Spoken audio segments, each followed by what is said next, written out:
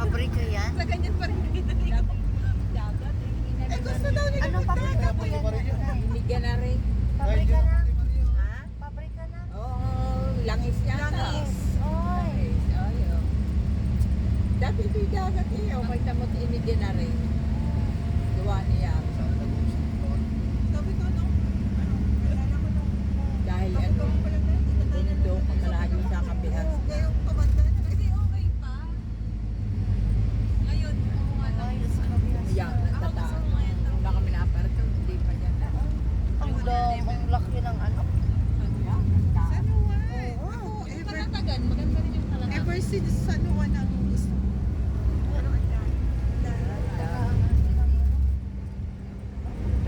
Baka ng mga langis. Subdivision mo? Police kami dyan na wala, pero dito rin yan. Dito nagtrabaho yung ano? Kapatid na yan. Ha? Dito ba yung kapatid na yan? Nagbakot. Dati yung anak ko nasa ko, ito ay kuwan lahat yung pabrika ng mga ilang magkakapatid na yan. So, tingnan barangay o din, buong barangay na ano. Kaya nga. Naalis na rin ang iba yung nagsasara ng mga pulis naman yun. Tapos ang dami din namin. Yan nga, ginagawa nga sa mga pabrika. Ano, syempre si... Oo, sleepy baby. Kami din, ano, matakas sa ako rin. Sa malayo, ganda naman. Actually, maganda din pala.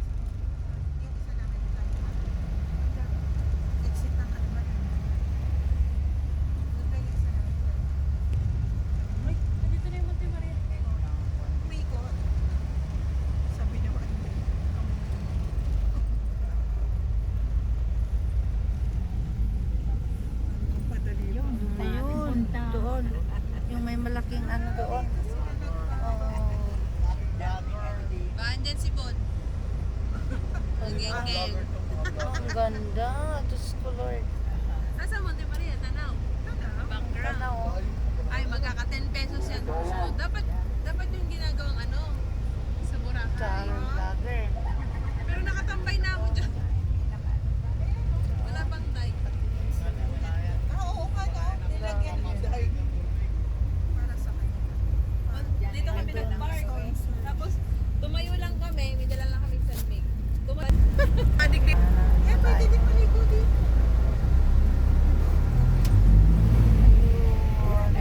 Dati ere may tubig pa rin. Dati.